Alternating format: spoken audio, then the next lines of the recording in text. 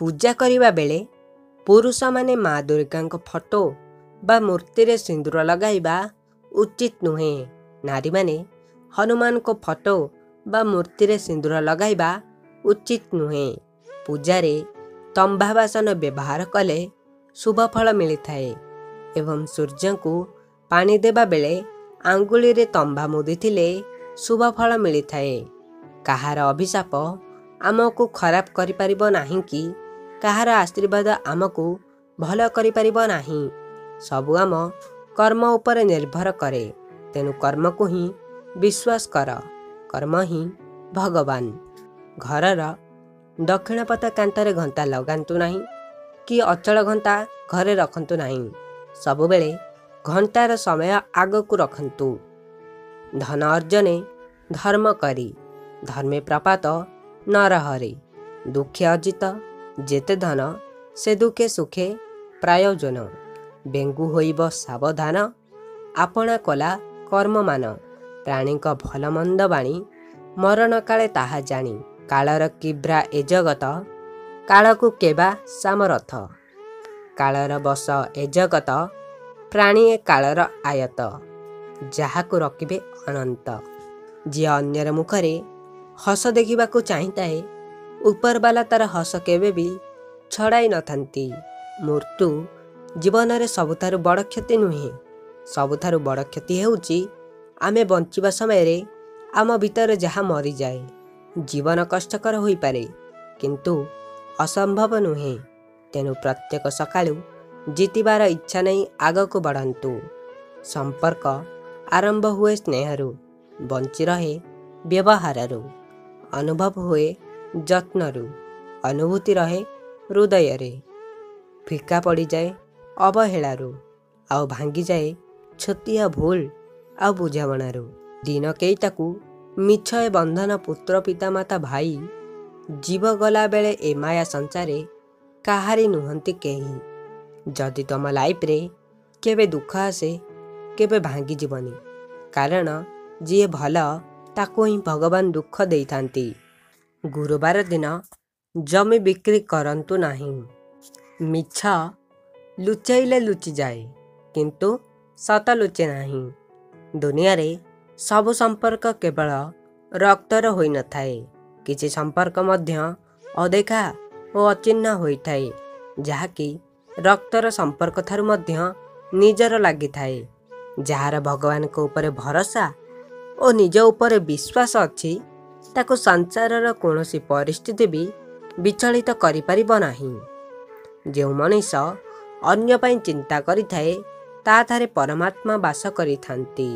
आउ जेउ मनीष निज स्वार्थ पई चिंता करि थाए से केवल मायार दास होई थांती।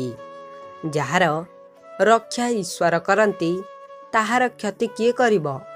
पवन जेउ दीप शिक्षा को सुरक्षा देव ताको किए लिभाई परिब।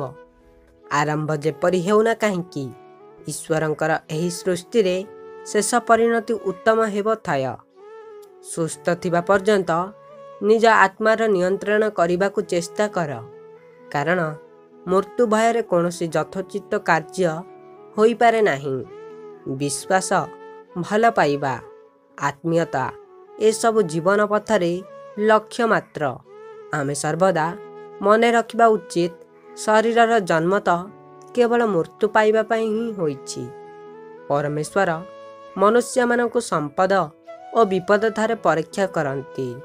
धर्म भीरु लोक मानक पई परलोक कल्याणर आलय। श्रीजंत्र एवं लाल कपड़े गुड़ा होइतिबा नड़िया ठाकुर घरे माँ लक्ष्मी पाखरे रखिले घरे मंगल होइथाए। केवल ठाकुर घर छड़ा अन्य केउ घरे महाभारत बही किंबा महाभारत युद्धर फोटो रखंतु नाही। पूजास्थल संयुक्त शयन कक्षरे नवदंपति शयन करिबा उचित नुहे। कारण से कक्षरे संभोग क्रिया कले शुभदायक हुए नाही। जदि केबे कोनोसी प्रसिद्ध तीर्थस्थान को जाइछंती तेबे सेठाकर माटी टिकी आनी घरर अगणारे पकाई दियंतु। एहा कार्य गाधेइबा परे करिबे। गुरुवार दिन सूर्यास्त परे घरर कांथरे झिटिपिटी देखिले ठाकुर घरु अरुआ चाउल आनी ମାନସିକ କରି ଝିଟିପିଟି ଉପରେ ପକାଇଲେ ଶୁଭଫଳ ମିଳିଥାଏ। କର୍ମ କ'ଣ ଓ ଅକର୍ମ କ'ଣ ଜାଣିବାରେ ସଂସାରରେ ବିଦ୍ୱାନମାନେ ମଧ୍ୟ ମୋହିତ ହୋଇଯାନ୍ତି। ତେଣୁ ସେ କର୍ମ ତତ୍ତ୍ୱ ବିଷୟରେ ତୁମକୁ ଯାହା ବି କହିବି ତାହା ଜାଣିବି ତୁମ ସଂସାରରେ ସମସ୍ତ ଅଶୁଭରୁ ମୁକ୍ତି ହୋଇଯିବ।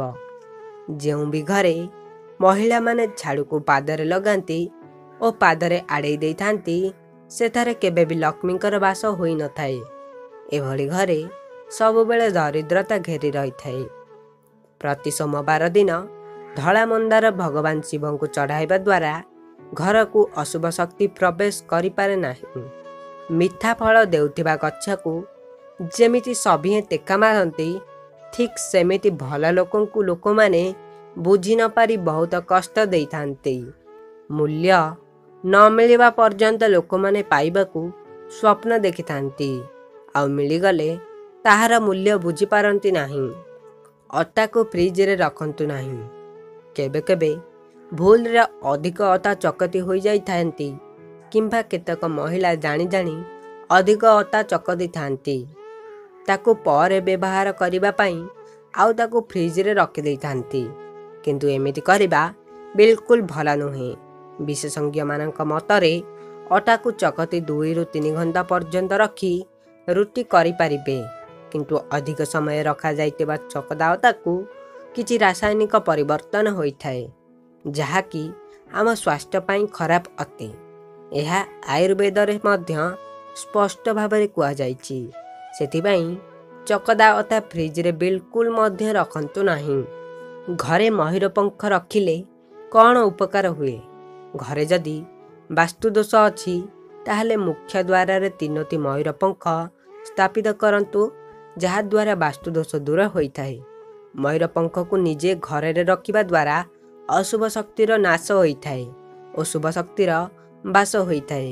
ସ୍ୱାମୀ ସ୍ତ୍ରୀ ମଧ୍ୟରେ ଅଧିକ ଝଗଡ଼ା ହେଉଥିଲେ 2ଟି ମୟୂର ପଙ୍ଖ ଆଣନ୍ତୁ, ତାକୁ ନିଜ ମ୍ୟାରେଜ ଆଲବମରେ ଲଗେଇ ଦିଅନ୍ତୁ।